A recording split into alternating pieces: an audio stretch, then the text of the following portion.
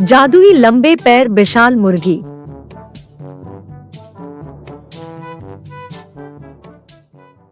एक गांव में चंदूलाल नाम का लड़का रहता था।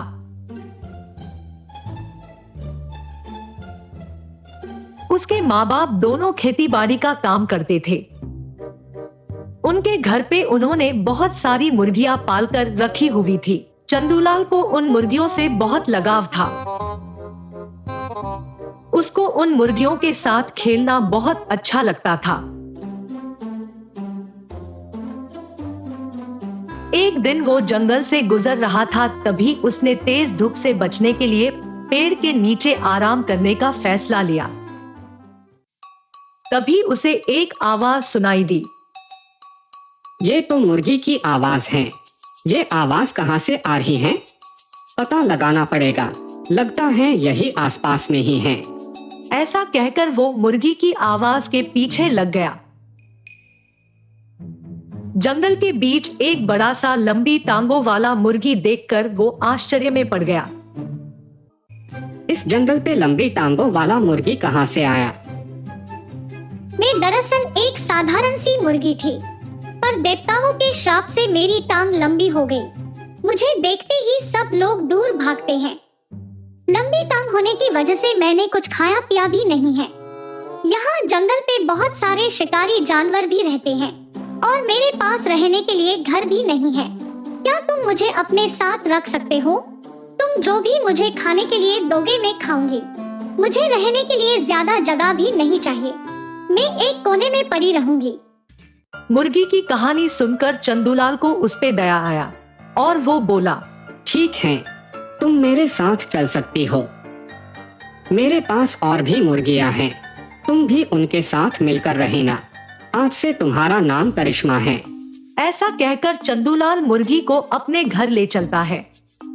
रास्ते पे उस बड़ा सा लंबे टांगों वाली मुर्गी को देखकर सब हैरान रह जाते हैं।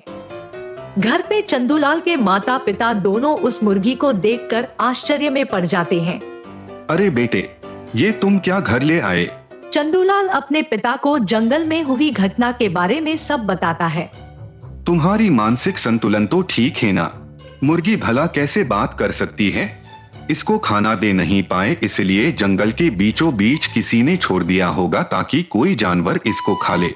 लेकिन तुम एक बेवकूफ हो जो इसको उठा लाए।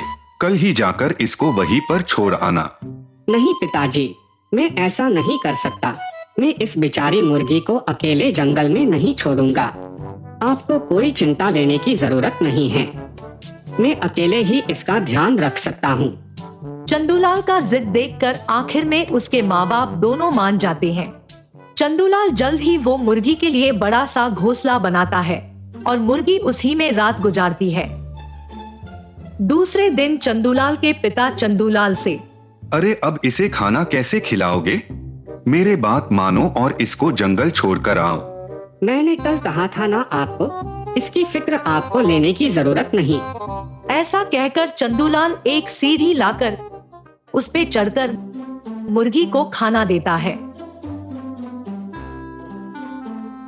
ये तो ठीक है, पर अब उसके घोंसले से अंडे कौन लाएगा?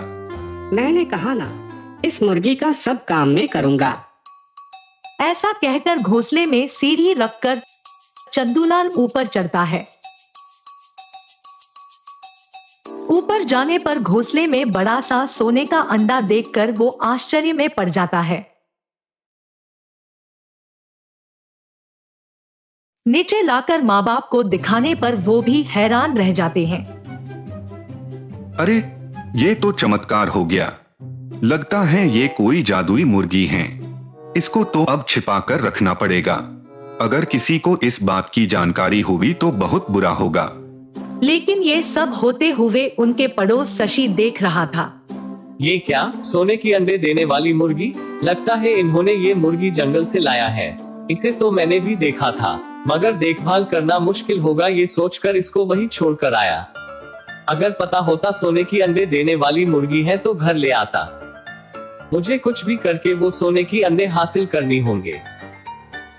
ऐसा कहकर वो चंदूलाल के घर पे सोने की अंडे चोरी करने आता है। सीढ़ी पे चढ़कर वो घोंसले के ऊपर चढ़ जाता है।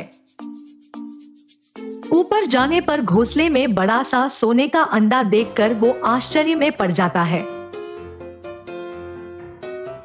ऊपर चढ़ते ही मुर्गी शशि को जोर से अपनी चोंच से डस देती है। शशि लड़खड़ाते हुए नीचे गिरता है।